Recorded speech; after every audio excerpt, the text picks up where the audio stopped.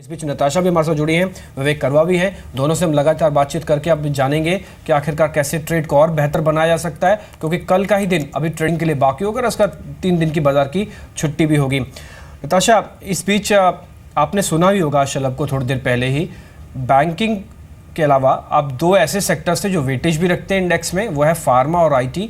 दोनों को लेकर जो व्यू हमको मिल रहे हैं, ट्रंप की जीत के बाद जो जैसे रिएक्शन मिली हैं, ऐसा लगता है कि शायद एक गोल्डन अपॉर्चुनिटी मिस हो गई है। जिस तरह के शेयर्स टूटे थे, क्या अभी भी वैल्यूएशन पे, प्राइसिंग टर्म पे ठीक है कुछ एक IT के शेयर्स और फार्मा के शेयर्स जहाँ पे बाय कर सकते हैं हम? आई थिंक IT सेक्टर में जो बड़ा रिस्क है वो US से के अलावा जो रिस्क जो है वो UK से रिलेटेड है, and that would affect the deal pipeline, क्योंकि सभी कंपनीज ने ये ऑलरेडी गाइडेंस दिया है कि उनके जो डील पाइपलाइंस है उस पर प्रेशर आ सकता है।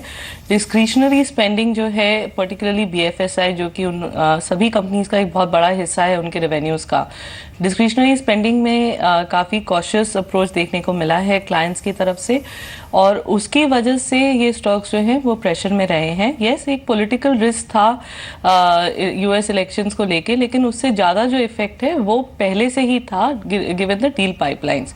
Till such time as there is more clarity on that, it's best to remain neutral on the sector, and that is our view. On the other hand, जो फार्मा सेक्टर्स हैं, जो बड़ी companies हैं, उनके ऊपर already pricing pressure देखने को मिला है। उनके सभी जो टॉप ड्रग्स हैं उनमें सभी में प्राइसिंग कंपटीशन जो है वो बढ़ गया है, इस क्वार्टर के रिजल्ट्स में वो दिखाई है। इसके अलावा जो US डिपार्टमेंट ऑफ जस्टिस की रिपोर्ट है उसका भी एक ओवरहैंग है, which is separate from what is happening in the elections part of it, and that is a very real overhang that is expected to continue till such time as there is more clarity on that. It's best to remain neutral on the larger names over there. लेकिन जो mid cap pharma space है, उन companies का जो कि अच्छा track record दिखा चुके हैं, जिनके पास में अच्छे अप्रूवल्स मिल चुके हैं, those would be the preferred play within the pharma sector. जी, तो चलिए IT और फार्मा सेक्टर के बारे में भी आपने व्यू सुना, जहां पर लार्जर स्पेसेस में तो अभी न्यूट्रल की ही राय दी जा रही है नताशा की ओर से, लेकिन कुछ ऐसे नतीजे हैं, बड़े नतीजे, जहां पर बाजार की नज़र टिकी हुई है, खासतौर पर बैंकिंग स्पेस से और ऑटो स्पेस से। कौन से हैं वो नतीजे और क्या अनुमान लगाया जा रहा है इन नतीजों का, बताने के लिए मेरे साथ मेरे सहयोगी संदीप जुड़ चुके हैं न्यूज रूम से। संदीप, बताइए। शुक्रिया साक्षी। सबसे पहले बैंकिंग बेलवेदर SBI, इसके नंबर्स कल आएंगे, और जहाँ तक NII ग्रोथ की बात है तो महज जब 3.25% के आसपास की NII में जो ग्रोथ है वो देखने को मिलेगी, क्योंकि लोन बुक में महज 10% के आसपास की ग्रोथ की एक्सपेक्टेशन एनालिस्ट इस बार कर रहे हैं। डिपॉजिट्स में भी करीब 12% के आसपास की बढ़त देखने को मिलेगी, लेकिन एसेट क्वालिटी और प्रोविजनिंग फंड की अगर आप बात करें तो इस बार जो प्रोविजनिंग है उसमें इजाफा देखने को मिल सकता है। सिक्वेंशली करीब 7.25% के आसपास की बढ़त आएगी, और 6,800 करोड़ रुपये के आसपास की जो प्रोविजनिंग का नंबर है वो बैंक इस बार रिपोर्ट कर सकता है, और यही कारण है कि इनकी जो प्रॉफिटेबिलिटी है उसके ऊपर इस बार प्रेशर देखने को मिलेगा। मुनाफा जो है, हमारा अनुमान है कि 31% घटकर 2,670 करोड़ रुपये के आसपास देखने को मिल सकता है। गैर ब्याज आय में करीब 24% के आसपास की बढ़त आएगी, और जहाँ तक ग्रॉस NPAs की बात है तो फ्लैट नंबर्स देखने को मिलेंगे। 6.94% के मुकाबले 6.9% के आसपास के जो नंबर्स है वो देखने को मिलेंगे। और जो वॉच लिस्ट है बैंक कितनी जारी करता है, हमारा ऐसा अनुमान है करीब 31,000 करोड़ रुपये के आसपास की वॉच लिस्ट बैंक जारी कर सकता है, लेकिन ओवरऑल प्रोविजनिंग कहाँ पे आती है और ग्रॉस NPA का नंबर कहाँ पे आता है उसके ऊपर मुनाफे का फिगर टिकेगा, और यही 2 खास फिगर्स हैं जिसके ऊपर एनालिस्ट की नज़र भी टिकी रहेगी। जहाँ तक ऑटो सेक्टर की बात है तो M&M, इसके नंबर्स कल जारी होंगे, और हमारा ऐसा अनुमान है कि इनकी जो टोटल सेल्स है उसमें करीब 24% के आसपास की बढ़त आएगी, क्योंकि जो वॉल्यूम ग्रोथ है वो काफ़ी स्ट्रॉन्ग रही है, 17% के आसपास की टोटल वॉल्यूम्स में, और ट्रैक्टर सेल्स में करीब 36% के आसपास की बढ़त आई है। लेकिन एक चीज़ आपको ध्यान रखनी होगी कि इन्होंने जो सस्ती SUVs लॉन्च करी थी उसका इस बार सेल्स में ज़्यादा बड़ा कंट्रीब्यूशन रहेगा, जिसकी वजह से कोई रिलेशंस में बहुत बड़ा इंप्रूवमेंट नहीं देखने को मिलेगा। साथ ही साथ इनकी जो रॉ मटेरियल कॉस्ट है उसमें करीब 20% के आसपास का इजाफा हुआ है, जिसकी वजह से इनका जो EBITDA है शायद उसमें सेल्स की जितनी आपको ग्रोथ ना दिखे, 13.25% के आसपास की बढ़त के साथ 1,310 करोड़ रुपए के आसपास के नंबर्स देखने को मिलेंगे। और जैसे मैंने कहा, रॉ मटेरियल कॉस्ट इनकी बड़ी है 20% के आसपास, जिस वजह से इनके जो मार्जिन है वो थोड़े से श्रिंक हो सकते हैं। 13.2% के मुकाबले 12.8% के आसपास जो नंबर्स हैं वो देखने को मिलेंगे, तो उस वजह से इनकी जो प्रॉफिटेबिलिटी है उसमें भी महज 9.5% के आसपास की बढ़त आएगी। 1,070 करोड़ रुपये के आसपास जो नंबर्स हैं वही कंपनी रिपोर्ट कर सकती है।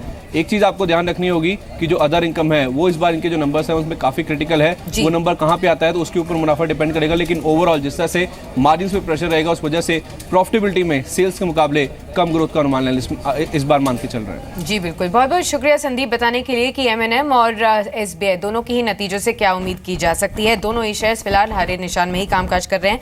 SBI में इनफैक्ट काफ़ी अच्छी बढ़त, 8-9% तक की बढ़त के साथ ही कामकाज हो रहा है। लेकिन चलिए, हमारे साथ एक बहुत ही खास मेहमान जुड़ चुके हैं। हमारे साथ मार्केट गुरु जिम रॉजर्स कुछ ही देर में बात करेंगे और हम उनसे जानेंगे कि डोनाल्ड ट्रंप की विक्ट्री के बाद उनको क्या लगता है कि इमर्जिंग मार्केट्स में किस तरीके का रुझान देखने को मिल सकता है। लेकिन फिलहाल अगर आप देखेंगे मार्केट्स का जो रुझान है वो अभी पॉजिटिव ही है। 85.57 पर मार्केट्स कामकाज करते हुए नजर आ रहे हैं।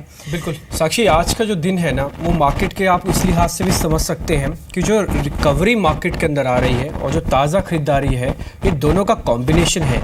देखिए, जहाँ पे रिकवरी आनी चाहिए थी, एक्सपेक्टेड थी कि रियल एस्टेट थोड़े काउंटर्स पीछे छूट गए, तो वहाँ पे रिकवरी आई है। बिल्कुल।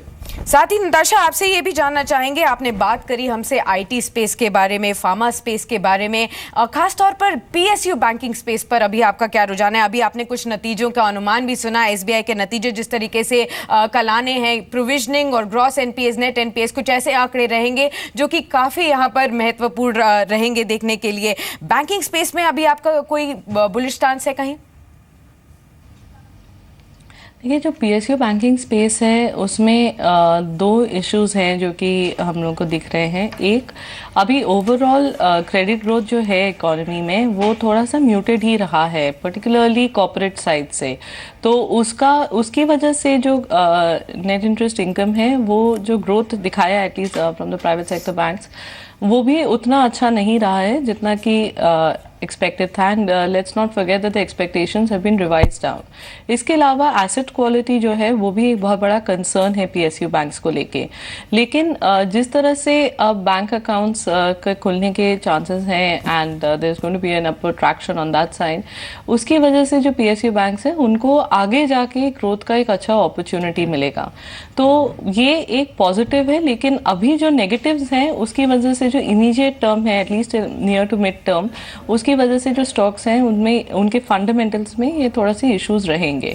But within the space SBI of course is going to be outperforming because of the fact that it is the largest bank and it has done quite well in terms of trying to control their asset quality. ठीक है, इस बीच आप 2-3 share देखिए जिन्होंने एक अच्छी spike दिखाई है। उसमें एक आईटीआई का शेयर है, इसके नतीजे आए हैं और शेयर इस समय दिन के उच्चतम स्तरों के आसपास आकर ट्रेड कर रहा है। 12.5% तक की तेज़ी है इसमें। एस्कॉर्ट्स का एक शेयर देखिए, ये भी ऑलमोस्ट दिन के उच्चतम स्तरों पर है। इसके अलावा अगर आप कुछ शेयर देखेंगे उसमें डॉल्फिन ऑफशोर है, इसमें तो सर्किट है इनफैक्ट 20% का, और अभी ये थोड़ी देर पहले इसके नतीजे आए थे, ये सभी लगे हैं। मैं सिर्फ इन्हीं 3 शेयरों पे ही आपसे बातचीत करूँगा नताशा।